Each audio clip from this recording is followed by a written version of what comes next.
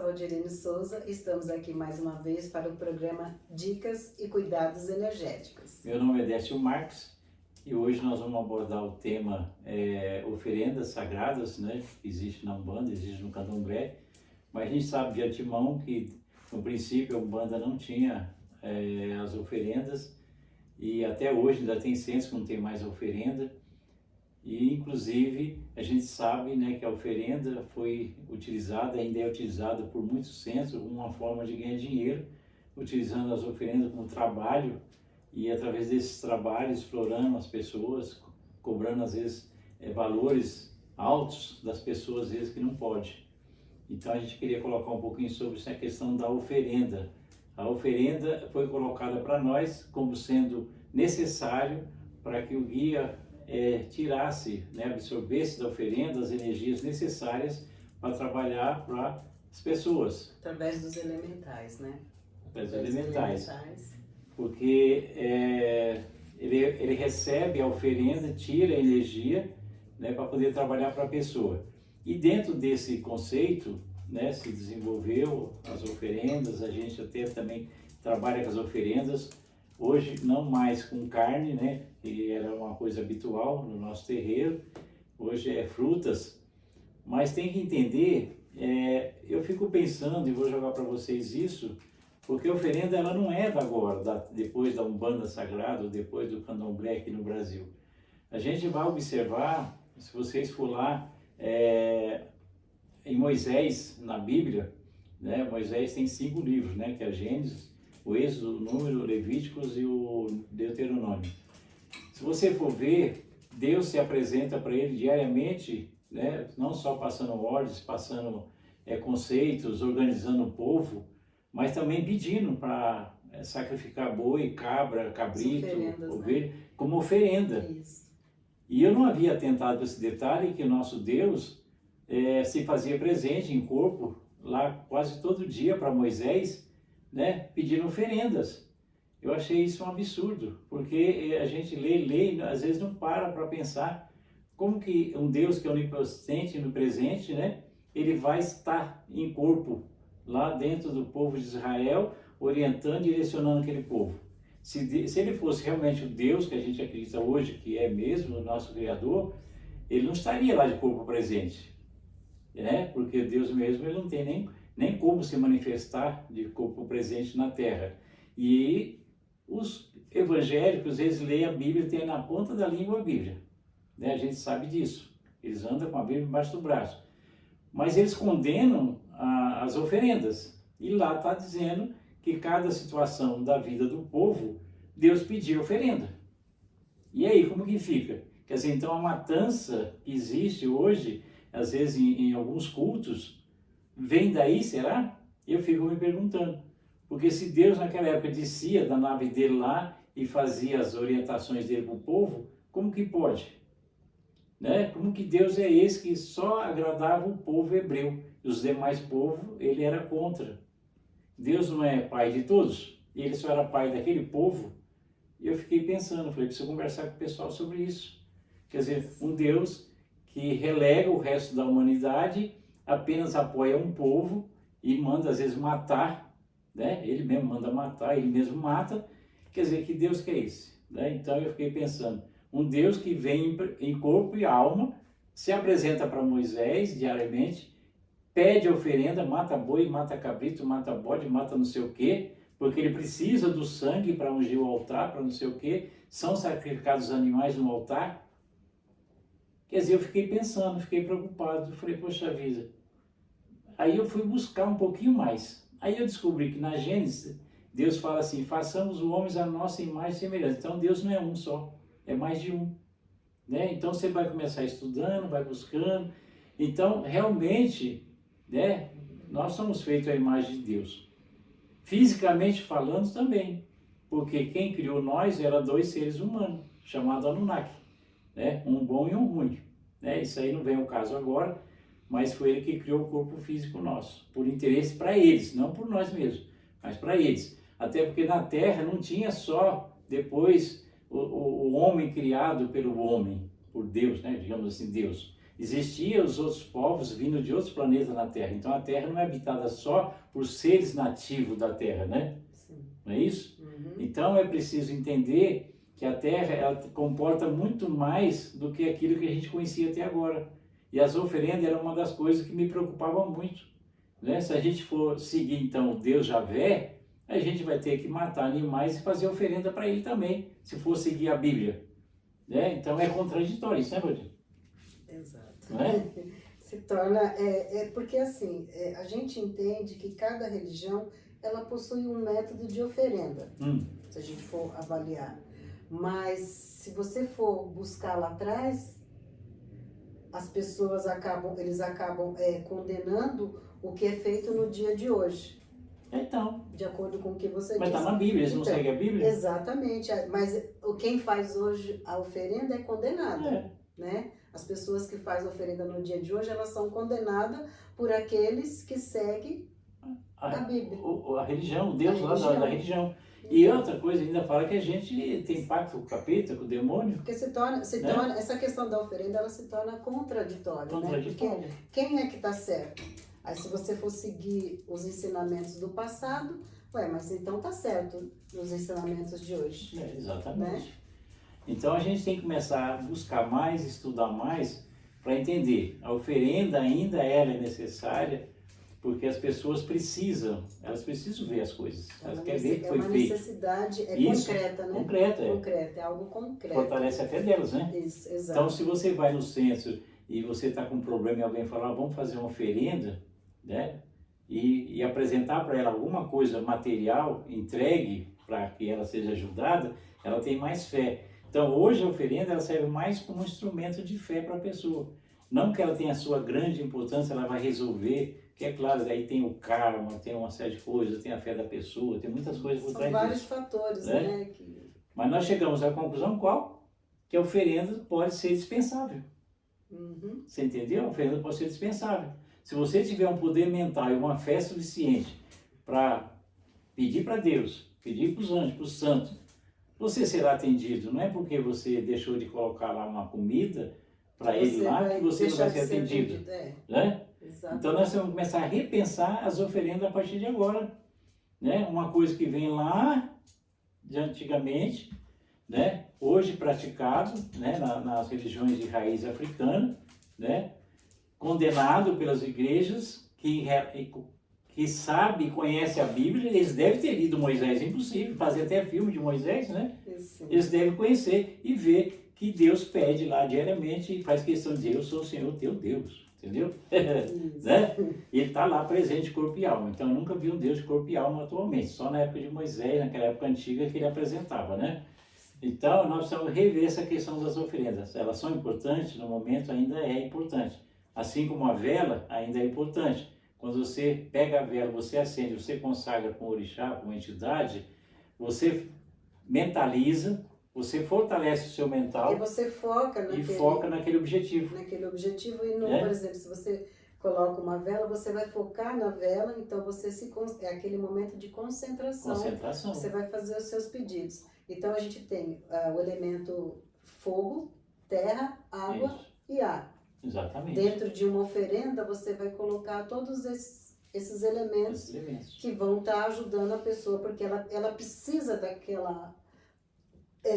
de algo concreto para que ela possa. E como que você vai trabalhar então? A fé. Trabalhar com a fé. A fé. E nós temos as ervas, as plantas, os elementais que você manipula e você trabalha. Sim.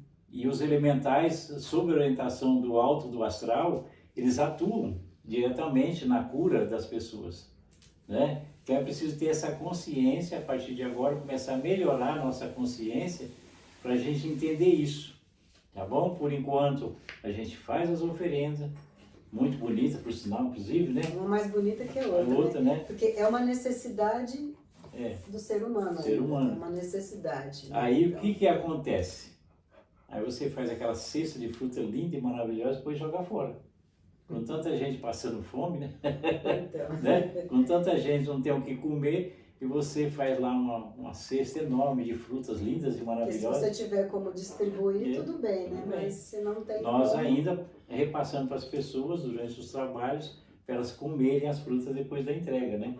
No caso, elas podem se alimentar daquelas frutas, porque aí já absorveu as energias, né? Então precisa realmente mudar a forma de fazer as coisas, né? Eu sei que vai levar um tempo ainda para a gente poder mudar as coisas. Sim, tá? Porque é necessário ainda. É uma questão de treinamento da nossa mente, né? A gente precisa disso ainda. Porque a gente tem que entender que com a vinda de Jesus, aquele Velho Testamento, ele passa a ter menos importância, apesar da importância que tem na formação do povo, na organização social, nas leis que foi criada, os 10 mandamentos que Moisés trouxe. E com a chegada dele, tudo se mudou, né? Então eu não estou dizendo que Javé é totalmente ruim 100%, não, porque ele ajudou muito a humanidade na orientação, na formação do povo, na doutrinação das pessoas. Sim. Mas tem coisas que não dá para aceitar mais. Aí quando Jesus vem, ele deixa para nós todo um legado diferente. Aí Deus não é mais o dominador, não é o punidor, né? Não é aquele que pune, aquele que castiga, que pune, que condena. Deus é Pai, Deus é amoroso, e Deus criou as leis e você está sujeito às leis. Então Deus não precisa mais se preocupar com o povo. Não tem que ficar, né? Faz isso. Não, tem as leis. Siga as leis e está tudo certo. Uma vez que você segue corretamente, vamos dizer assim, a cartilha de Deus, as normas, as leis de Deus, normas, as regras, então você tem toda uma vida de paz, de tranquilidade, sem correr o risco de ser punido, né? Porque o que Jesus coloca? O reino está dentro de vocês. Sim. Né? O reino que ele se refere, Deus está dentro de nós. Então a gente tem que buscar em nós o Deus. O Deus, é o Deus. Isso. Tem que buscar em nós o Deus. Deus interno, né? O Deus interno. Mas aquele Deus que protege, que ampara, que ajuda, que dá oportunidade através das reencarnações, vão dando oportunidade para as pessoas evoluir e melhorar. Porque assim, as pessoas às vezes falam, não, porque Deus vai castigar, vai punir. Quem se leva, quem se condena, quem se pune, é a própria pessoa, nas atitudes, nos atos, no comportamento dela, no desrespeito à vida, a tudo que existe nesse mundo, à natureza, tudo, ela mesma acaba se punindo. Não é que Deus pune e castiga. Não, você tem que pagar uma vez que você fez uma conta, você vai ter que pagar essa conta. Né? Então, você a lei de Xangô é esse, né? Se você merece, você recebe. Se você deve, você paga. Exatamente. Quem merece, recebe. Exatamente isso. Então, a gente tem que entender isso. Vamos trabalhar de forma a fortalecer o nosso mental. Fortalecer nosso mental através da fé. Né? Através da fé. Porque Jesus disse, peça e receberá. Não é isso? Bate e a porta abrirá. Então o que está faltando na gente é trabalhar a fé. Então a gente está jogando em cima das oferendas uma forma de atrair energias divinas, né? Porque através da energia elemental atrair energia divina, né? Se conectar. Nós estamos usando a oferenda como ponte para Deus e não precisava disso. Mas ainda é uma necessidade. Ainda é uma necessidade. Então, a gente vem, dentro do nosso centro, a gente vai retirando algumas coisas, desmaterializando a Umbanda. Né? Para ir tirando tudo aquilo que, de uma certa forma, não tem a necessidade. Para chegar um momento, a gente não sabe daqui quanto tempo, daqui quantos anos, para que não tenha mais a necessidade de trabalhar com as oferendas. Mas é um processo lento, né? Porque o desperdício é muito grande, né? Sim, exatamente. E a gente começa a lembrar de quanta comida jogamos fora, de quantas frutas jogamos fora, né? Sim. Então tem que mudar isso. Tem que mudar isso. Esse conceito, né? E saber que a espiritualidade ela vai atuar do mesmo jeito, né? Porque o espírito não come coisa material. O que vai determinar é o que está aqui e o que está aqui. É isso que determina para aquilo que nós buscamos com a espiritualidade. Sempre o que tiver no nosso coração e na nossa mente. Isso. Porque a nossa crença, qual é a nossa crença? é que a entidade pegava a energia para trabalhar para você. Tudo bem, era legal isso, tá? Ela não come, ela não bebe, ela pega energia e trabalha para você ou para a pessoa que está pedindo, é isso? Isso. Isso foi um avanço muito grande a nível de conhecimento para a gente. Só que a gente descobriu que eles podem trabalhar também sem isso. Qual vai ser a sua oferenda? A sua oferenda é o amor, é a fé, você entendeu? A sua dedicação, Entendi. não é isso? Então, o que você vai ofertar para Deus? O que você vai ofertar para a espiritualidade? Você vai ofertar o quê? O seu amor, a sua dedicação, a sua humildade, a sua simplicidade, né? Você entendeu? Mas é isso. Então, a gente vem fazendo um trabalho de mudança para que possamos vivenciar novos momentos, nova fase dentro da nossa Umbanda. Então, é aquela necessidade ainda que a gente está tentando tirar, a necessidade maior das pessoas que a gente vai tentar tirar. A gente precisa começar a mudar um pouquinho as nossas formas de trabalhar, tá? Nós não queremos desmontar a Umbanda, não queremos descaracterizar a Umbanda, pelo contrário, a gente quer melhorar a Umbanda, tá? E acreditar que realmente a espiritualidade se faz presente nos trabalhos espirituais, e você se oferece como canal, e como canal você tem que ser um bom canal, não pode ter vícios, né? Como canal você não pode ter maldade no coração, como canal você tem que se colocar à disposição da espiritualidade para trabalhar com amor ao próximo. Essa é a grande oferenda que nós temos que aprender a fazer. Isso. Nos doar de coração, de corpo e alma para Deus, para a espiritualidade, para servir ao próximo, para ajudar as pessoas. Essa deve ser a grande oferenda, que um dia nós vamos chegar lá. Atualmente, conforme a gente tem as oferendas que a gente faz, a gente procura comer essas oferendas, né? E fazer os pedidos também, né? Então, sempre que a gente tem a oferenda no centro, a gente oferece para todas as pessoas, tanto os médiuns quanto as pessoas da assistência, e para comer ela... Pegar o axé, que chama, né? Pegar o axé e fazer os pedidos, pedindo cura, de acordo com a necessidade de cada um. Porque quando você pega esse alimento consagrado ao orixá, à entidade, e aí você faz os seus pedidos acreditando no axé da espiritualidade, isso é muito bom. Isso vai ajudar a pessoa a canalizar essa energia, essa bênção divina para ela. Isso. Tá? Mas não é você, não é o pastor, o padre, o pai de santo que vai resolver o seu problema. Você deve acreditar e ter fé e trabalhar para a sua melhoria, né? Para a sua melhoria interna, moral, espiritual, né? E intelectual.